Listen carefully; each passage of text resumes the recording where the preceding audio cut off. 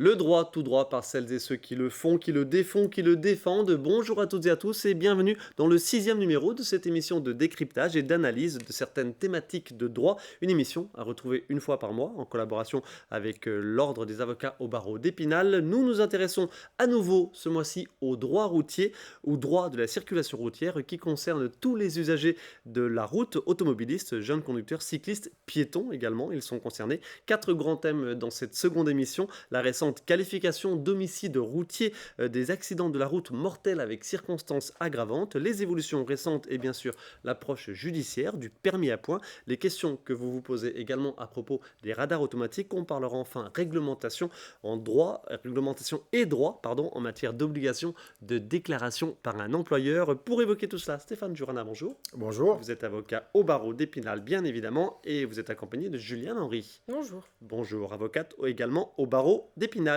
Petite question préalable sur cette matière juridique du droit routier. Est-ce que c'est important dans votre activité globale en tant qu'avocat, Stéphane Jurana ? C'est primordial. Le droit routier, c'est, à mon avis, 40% de mon activité. Pourquoi ? Parce que ça touche le quotidien des Français et des Vosgiens, évidemment. Tout le monde, quasiment tout le monde, a eu un jour affaire à la maréchaussée, a été contrôlé, parfois illégalement, parfois légalement. Tout le monde a eu peut-être un excès de vitesse, un problème de stationnement, un problème de feu rouge, Un accident. Une inattention, un accident. Donc ça concerne évidemment énormément de personnes. Juliane Henry, vous confirmez, ça, c'est dans ces volumes d'activité en ce qui vous concerne aussi ? Oui, également. Moi, j'interviens aussi sur la commission d'office et les permanences. Et c'est vrai qu'au titre des permanences, notamment de garde à vue, c'est quelque chose qu'on est amené à faire très régulièrement, surtout conduite sous état alcoolique ou sous stupéfiant. C'est vrai qu'on est souvent appelé sur ces types d'infractions-là. Stéphane Joanna, une activité, une actualité dont on a parlé tout récemment, là, en mois de janvier, dans la première émission qu'on avait faite sur ce droit routier. On avait parlé des accidents mortels. Il y a eu une évolution, là, tout récemment, c'était il y a 2-3 semaines. Ces accidents mortels avec circonstances aggravantes, ils ont été requalifiés en homicide routier. Est-ce que ça a véritablement un impact, une conséquence, une incidence ? Selon moi, aucune. C'est de la communication politique. Ouais. Je m'explique. Jusqu'à présent, un homicide involontaire, c'est comme ça qu'on l'appelait, sans aucune circonstance aggravante, était puni de 7 ans d'emprisonnement. Lorsqu'il y avait une circonstance aggravante, la peine était portée à 10 ans d'emprisonnement. Ce qui est, je le rappelle, le maximum pour les délits. Aujourd'hui, les peines n'ont pas évolué, n'ont pas changé. Et on a simplement changé le nom. On est passé d'un homicide involontaire à un homicide routier. Enfin, il reste involontaire, cet homicide routier. Personne n'a l'intention, lorsqu'il prend le volant, même en excès de vitesse, même en ayant bu plus que la normale, n'a la volonté de tuer quelqu'un. Malheureusement, on a voulu faire de la politique politicienne, de la communication politique, et on a changé le nom. Alors, certains viennent dire...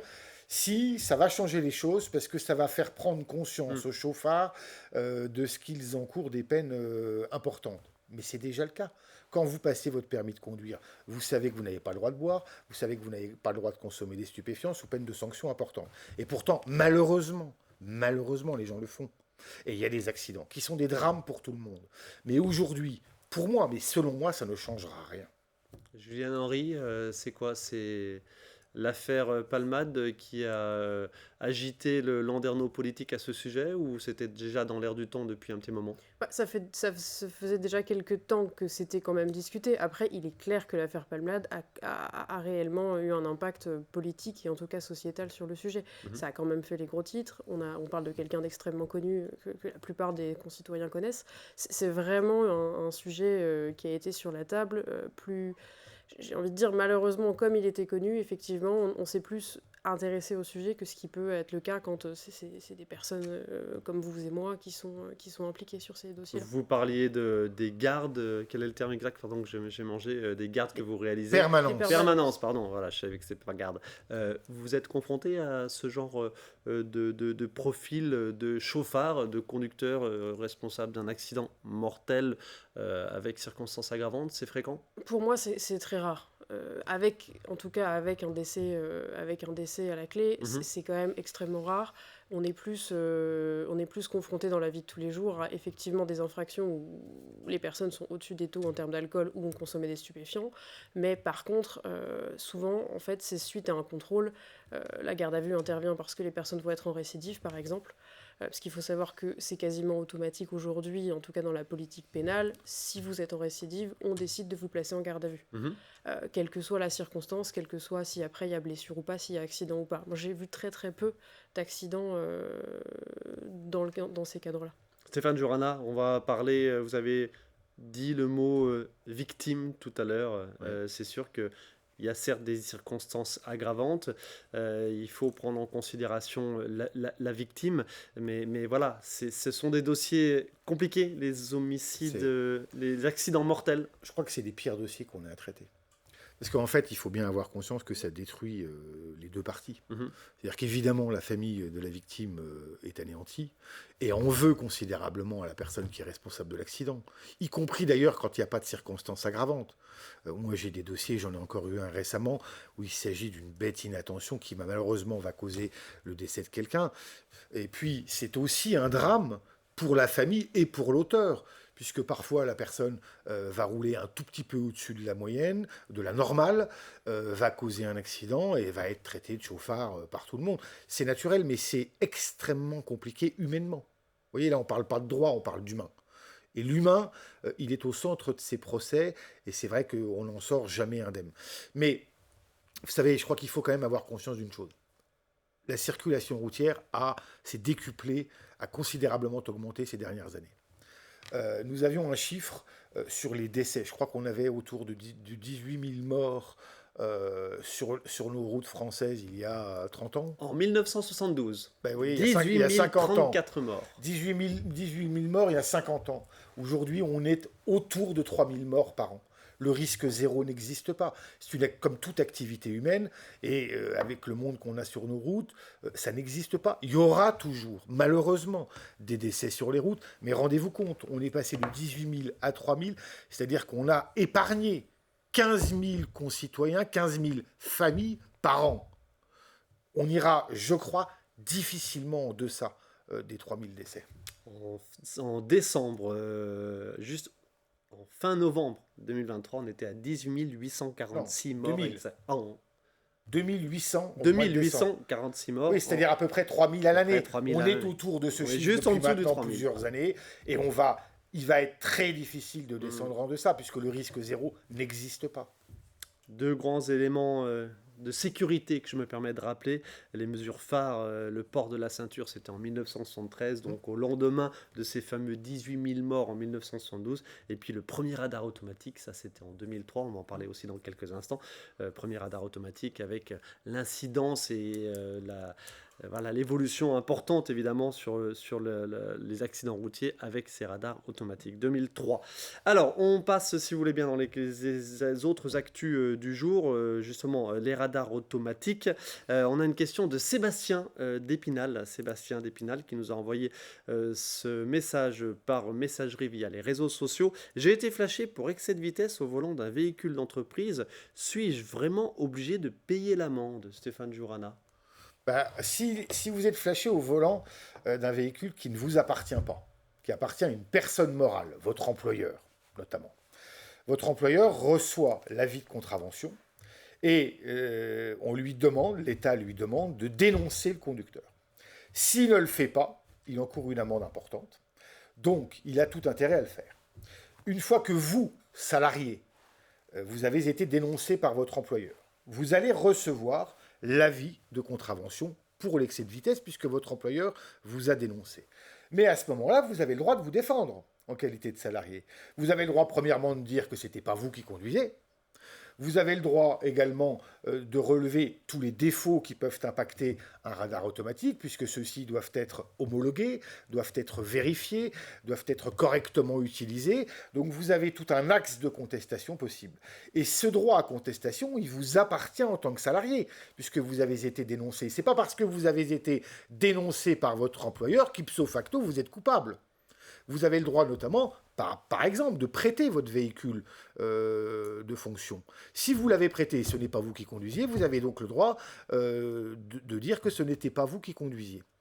Donc ça, c'est une réalité qu'il faut avoir à l'esprit lorsqu'on reçoit l'avis de contravention suite à une dénonciation. Et je rappelle, parce que parfois on a quand même du mal à l'entendre, je rappelle que c'est au ministère public, c'est-à-dire au procureur ou à l'officier du ministère public au cas d'espèce, à rapporter la preuve que vous étiez au volant. Julien Henry, dans les entreprises, certains entrepreneurs, effectivement, décident, vous recevez, de payer une toute ou partie de la contravention. Il y a le droit, il régit les choses précisément à ce sujet ou pas? Quid de l'entreprise qui peut participer à payer l'amende? Ouais, c'est interdit. C'est Parce interdit. que l'amende doit être payée personnellement, effectivement. Vous devez, de même que vous ne pouvez pas l'assurer. Interdit. C'est interdit. C'est-à-dire que la personne morale ne peut payer que l'amende qu'elle aurait pour non-dénonciation, Ouais. mais elle n'a pas le droit de participer au paiement de l'amende de son salarié. Il n'y a pas eu une évolution récente à ce sujet? Non. C'est-à-dire qu'en réalité, ça serait un abus de bien social. Ouais. C'est-à-dire que vous utilisez les fonds de la société à des fins étrangères. Donc vous n'avez pas le droit. En revanche, si la société ne dénonce pas, ce qu'elle peut très bien décider de faire dans le cadre d'une politique salariale, sociale, elle peut décider de ne pas dénoncer ses salariés parce qu'elle veut qu'ils gardent leur permis et elle n'a pas envie. Là, elle peut payer les amendes, puisque c'est elle qui est redevable. D'accord. Le dirigeant lui-même, évidemment, il est au même... Alors, il y a le salarié, il y a le dirigeant. Il y a le dirigeant, notamment dans les entreprises unipersonnelles. Lorsque vous êtes dirigeant, et il y a eu là pour le coup vraiment beaucoup de loupés. Vous recevez l'avis de contravention et on vous demande de dénoncer le conducteur. Généralement, entreprise unipersonnelle, vous êtes le seul, vous n'avez qu'un véhicule, donc les gens ne comprenaient pas, puisqu'ils recevaient l'avis de contravention, Monsieur X, entreprise Tartampion. Et c'est Monsieur X qui devait dénoncer Monsieur X. Donc les gens trouvaient ça absurde et ne se dénonçaient pas puisqu'ils recevaient déjà leur nom et payaient directement l'avis de contravention. À ce moment-là, ils recevaient une nouvelle contravention pour non-dénonciation. Ça a donc créé un imbroglio juridique et les avis de contravention ont été modifiés. Parce qu'effectivement, c'était dégueulasse. On va dire les choses clairement. Vous étiez Monsieur X, vous receviez un avis de contravention, on vous demandait de dénoncer Monsieur X. Et donc les gens étaient paumés, ne s'y retrouvaient plus, ça leur coûtait une fortune. Donc on a modifié les avis de contravention où c'est bien marqué aujourd'hui. Attention, même si vous êtes Monsieur X, vous devez quand même dénoncer Monsieur X. Donc ça a un peu amélioré les choses, ça n'est pas encore parfait. Julien Henry, on parlait des radars et cette dénonciation éventuellement dans le cadre d'un excès de vitesse. Les radars automatiques, donc je l'ai dit tout à l'heure, premier radar automatique en 2003, ça a eu une incidence considérable donc évidemment sur les accidents et la mortalité notamment dans les accidents routiers. Question de Bruno de Remiremont, on passe sur les radars, question de Bruno de Remiremont. Quels sont les éléments de contestation d'un excès de vitesse relevé par un radar automatique ?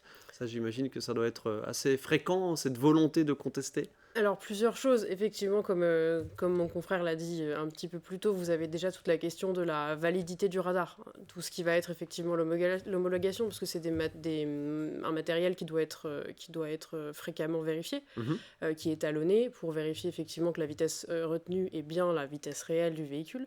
Donc, vous avez toutes ces choses-là. Donc, nous, effectivement, la première chose qu'on va faire, c'est qu'on va vérifier ces éléments vraiment techniques.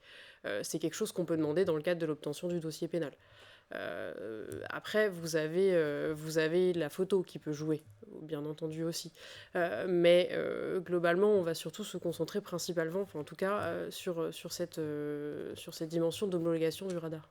Les différents types de radars, il y en a maintenant évidemment plusieurs. Question vraiment de Béotien, il y en a qui sont plus ou moins fiables, il y en a qui sont plus ou moins contestables selon les modèles, Stéphane. Il y en a surtout qui sont plus ou moins efficaces. C'est-à-dire qui ont une portée, ça va jusqu'à 1 km aujourd'hui. C'est-à-dire que vous avez des radars automatiques qui ont une portée d'1 km, 1000 mètres. C'est considérable. C'est énorme, ouais. C'est-à-dire que vous ne les voyez pas, qui sont déjà en fonction et qui peuvent déjà relever un certain nombre d'infractions.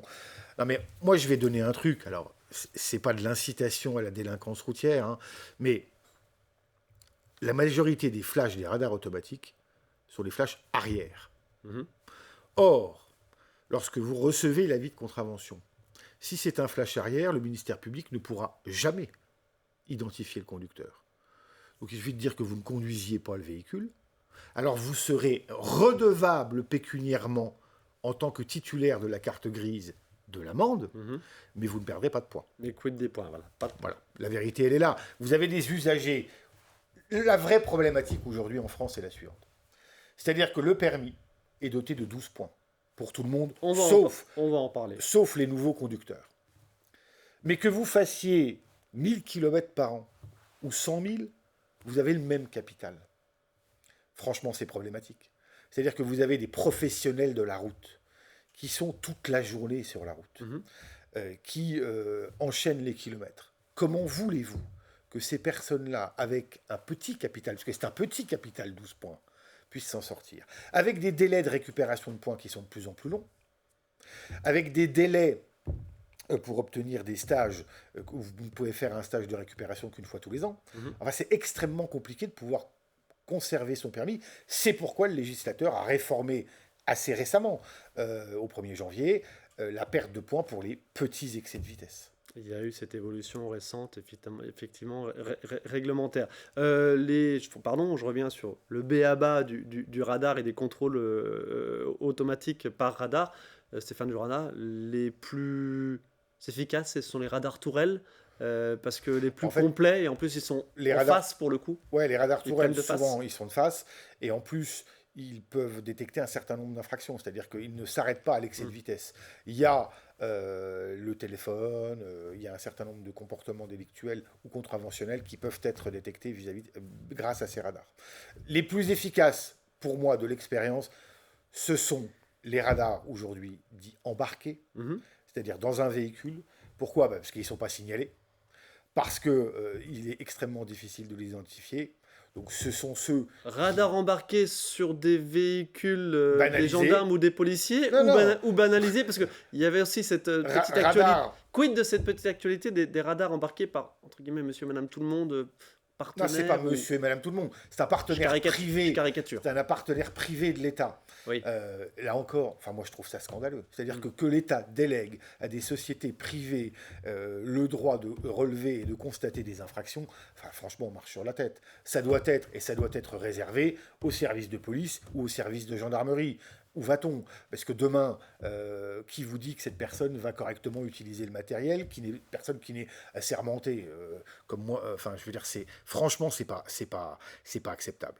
Alors vous avez ces véhicules, puisque ça a été voté, c'est aujourd'hui en circulation. Vous avez dans les Vosges, je crois, 2 véhicules qui circulent régulièrement, qui sont des véhicules banalisés, avec des radars embarqués. Et j'ai eu des retours de contrevenants qui me disent, voilà, on était sur une route limitée à 90 km/h, ce qui est la majorité de nos routes vosgiennes aujourd'hui, puisque vous le savez que le département a fait le choix de remonter de 80 à 90 km/h. Il y en a toujours quelques-unes à 80. Il y en a toujours quelques-unes à 80, d'ailleurs, parfois on s'y perd, il serait bien d'uniformiser tout cela, et à 90. Mais vous avez des gens qui me disent, on avait un véhicule devant nous qui roulait à 70 km/h, on l'a doublé, et on a été flashé.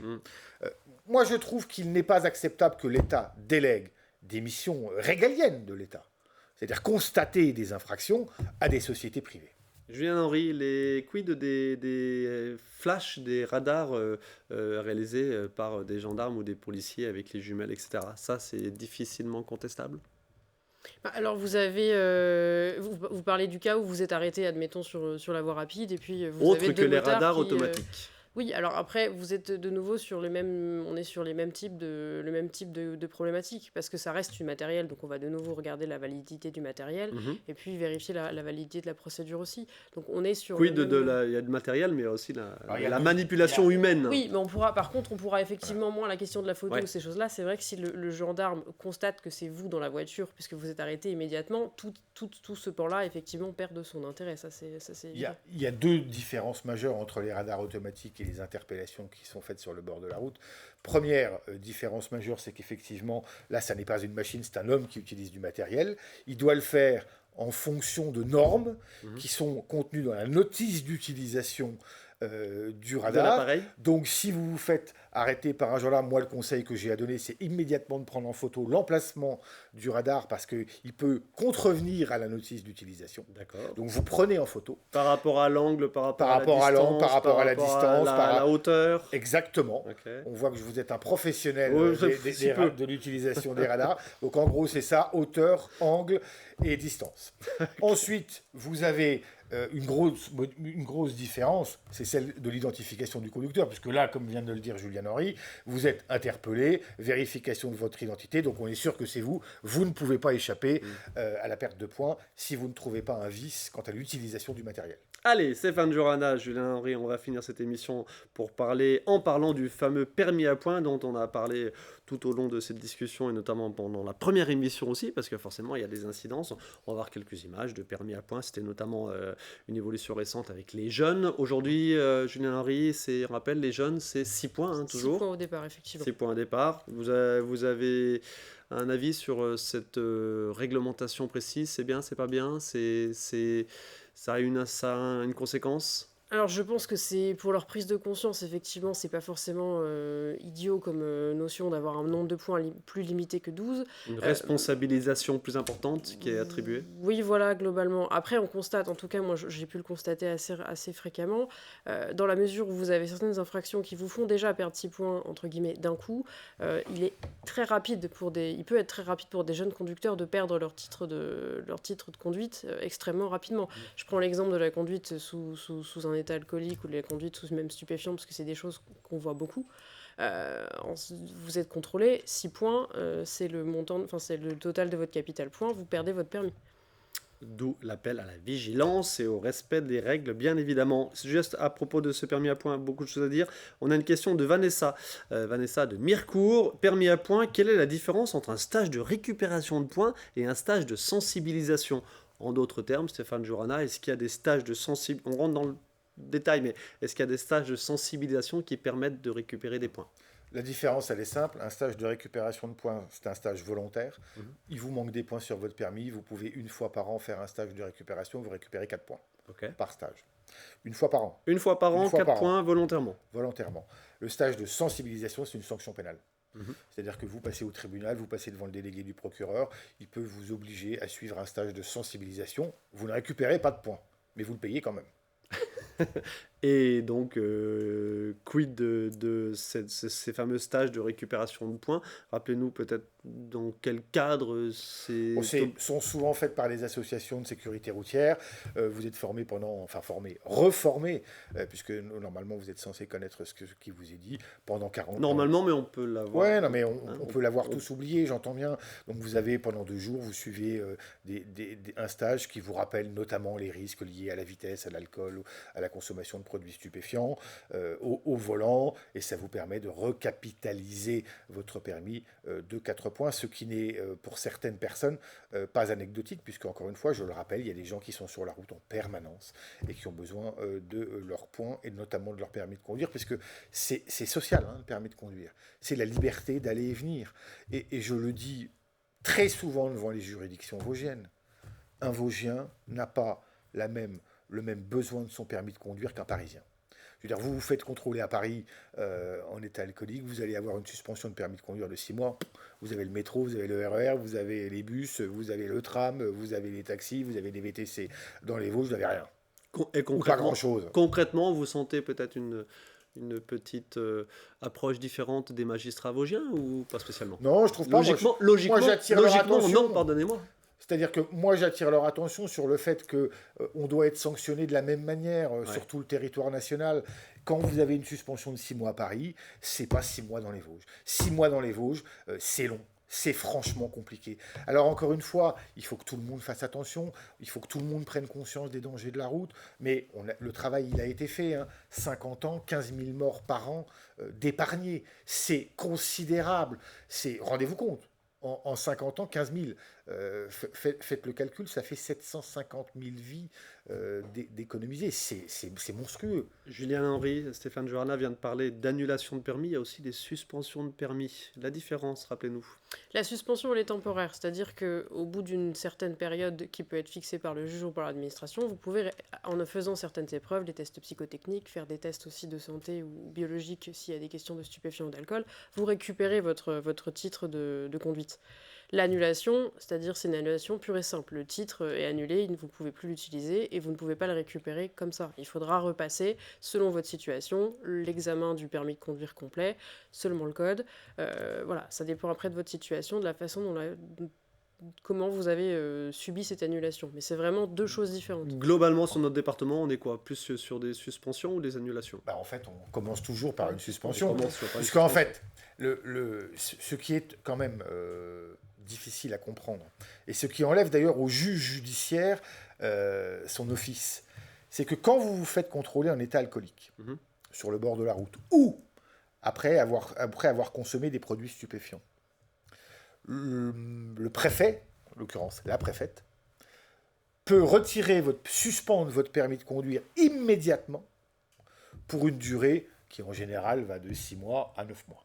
Ça, c'est pour la consommation ou d'alcool ou d'usage de produits stupéfiants. 6 à 9 mois. Cette suspension, elle est difficilement contestable. Vous pouvez la contester devant les tribunaux administratifs dans le cadre d'un référé, mais très honnêtement, les chances de réussite sont à peu près égales à 0. Cette suspension administrative, elle vaut jusqu'à ce que le juge judiciaire statue.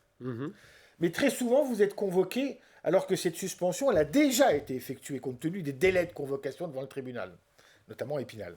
Donc vous êtes convoqué après. Donc même si votre interpellation était illégale parce qu'elle n'a pas respecté les règles de procédure pénale, qui sont des règles essentielles au bon fonctionnement de notre société, eh bien vous avez quand même effectué votre suspension administrative. Donc moi, ce que je demande, c'est de laisser au juge judiciaire son pouvoir d'individualisation de la peine. D'accord. C'est-à-dire que quelqu'un dont le permis de conduire est l'outil pour travailler, on ne peut pas le traiter de la même manière que quelqu'un qui ne s'en sert jamais. Eh bien, ce sera le mot de la fin. Voilà, le coup de gueule a été passé, si je peux me permettre. Oula. Léger coup de gueule. Vous en avez 2-3 autres, a priori. Stéphane Johanna, allez, Julien Henry, merci à tous les deux merci de votre participation à ce 6e numéro de notre émission Tout droit. La prochaine fois, nous parlerons de droit du travail. Ce sera la fin du mois prochain. Merci, bonne continuation. Merci à vous de votre attention et à très bientôt.